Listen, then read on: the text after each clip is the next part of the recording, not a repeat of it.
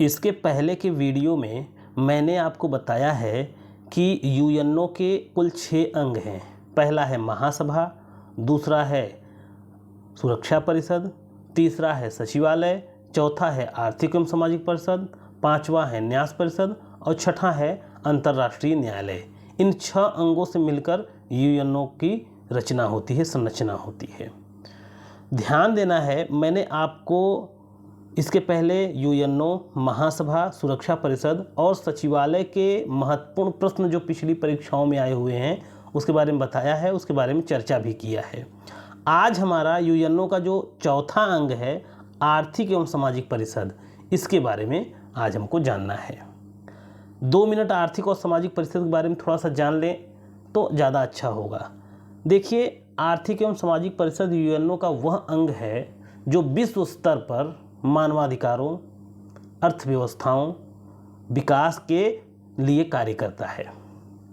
यहाँ तक कि मानवाधिकारों के अंतर्गत जो महिलाओं और बच्चों की सुरक्षा और उनके अधिकारों से जुड़ा हुआ मुद्दा भी आर्थिक एवं सामाजिक परिषद अंतर्राष्ट्रीय स्तर पर उठाता रहता है। इसीलिए कभी कभी इसे जो हमारा यूएनओ है उसका मानवाधिकारों का रक्षा करने वाला अंग भी कहा जाता है। तो आज इसी के बारे में आपको चर्चा करनी है और बहुत ही इंपॉर्टेंट सेशन है। बहुत छोटा वीडियो होगा दोस्तों, क्योंकि इतना बड़ा चैप्टर नहीं है। 2-4 मिनट 5 मिनट में ये वीडियो पूरा हो जाएगा। लेकिन अगर आप एक बार इसको सुन लिए तो आर्थिक एवं सामाजिक परिषद से जितने भी प्रश्न आए हैं वो आप सॉल्व भी करने लायक हो जाएंगे और दूसरी बात आपकी एक समझ भी हो जाएगी। आइए शुरू करते हैं। पहला प्रश्न ये है कि प्रारंभ में आर्थिक एवं सामाजिक परिषद की सदस्य संख्या कितनी थी? प्रारंभ में आर्थिक एवं सामाजिक परिषद की सदस्य संख्या कितनी थी? ये प्रश्न सुनने पर ही यह स्पष्ट होता है कि आर्थिक एवं सामाजिक परिषद की सदस्य संख्या कई बार बदली है। तो हाँ, कई बार बदली है। आइए देख लेते हैं। ये जो आर्थिक एवं सामाजिक परिषद है 1966 के पहले इसके सदस्यों की संख्या थी 18। 1966 में इसके सदस्यों की संख्या बढ़ाकर कर दी 27 और सितंबर 1973 में इसके सदस्यों की संख्या बढ़ाकर कर दिया गया 54। तो वर्तमान में तो 54 सदस्य हैं, लेकिन प्रारंभ में कितने सदस्य थे? 18। तो यही एक यूएनओ का ऐसा अंग है जिसमें 2 बार संशोधन हुआ है। कितनी बार? 2 बार। एक बार 1966 में, एक बार 1973 में। 2 बार संशोधन हुआ है। तो यही पूछ रहा है प्रारंभ में आर्थिक एवं सामाजिक परिषद की सदस्य संख्या कितनी थी? तो कितनी थी दोस्तों? 18। ये भी इस तरीके से भी परीक्षा में पूछा जा सकता है कि आर्थिक एवं सामाजिक परिषद के मूल सदस्यों की संख्या है कितनी? तो कितनी है? 18। दूसरा प्रश्न है वर्तमान में आर्थिक एवं सामाजिक परिषद की सदस्य संख्या कितनी है? तो कितनी है? अभी आपने देखा 54 है। अगला टॉपिक है आपका, अगला प्रश्न है आपका आर्थिक एवं सामाजिक परिषद के सदस्यों का चुनाव कौन करता है? ये जो 18 सदस्य हैं इनका चुनाव कौन करता है? तो ध्यान दीजिए, महासभा। इसके लिए सुरक्षा परिषद की सिफारिश की आवश्यकता नहीं है। ये महासभा की अपनी एक शक्ति है, उसके पास ये अधिकार प्राप्त है कि वो आर्थिक एवं सामाजिक परिषद के सदस्यों को क्या कर सके? चुनाव कर सके।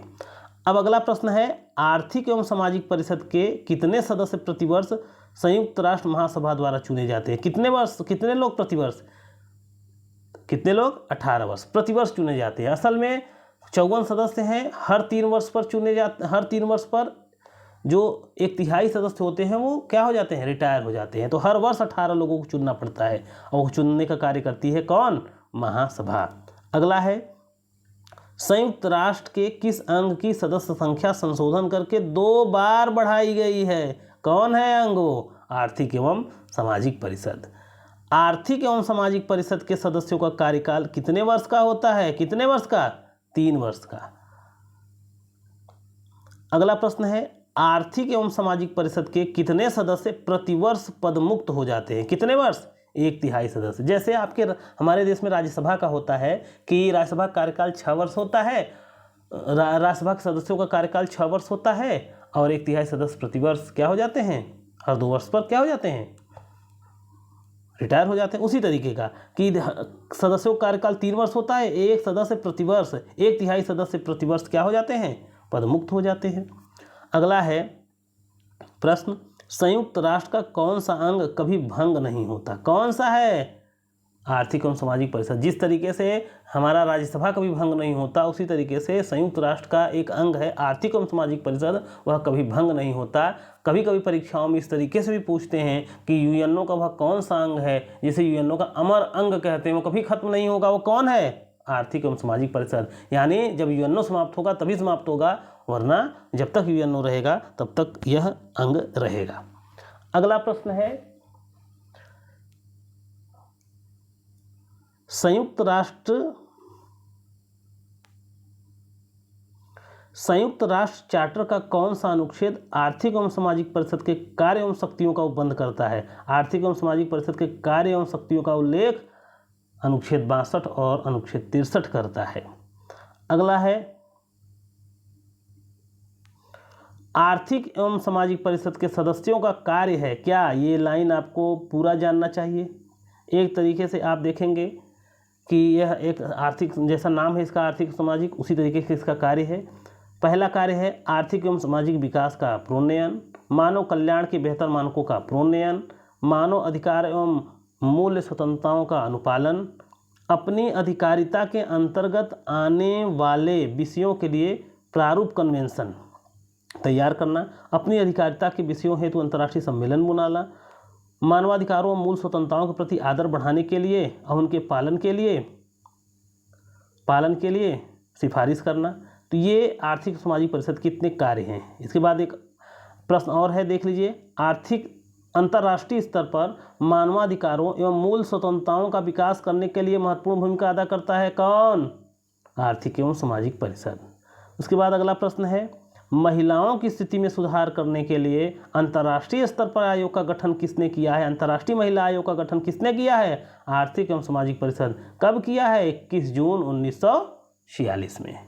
तो ये बहुत छोटा वीडियो था। इतने प्रश्न आर्थिक एवं सामाजिक परिषद से आए हैं दोस्तों।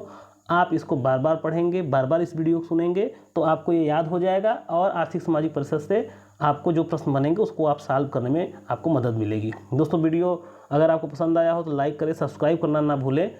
ये हमको अब कहना पड़ेगा, कारण ये है कि लोग देख तो रहे हैं लेकिन लाइक और सब्सक्राइब कोई नहीं कर रहा।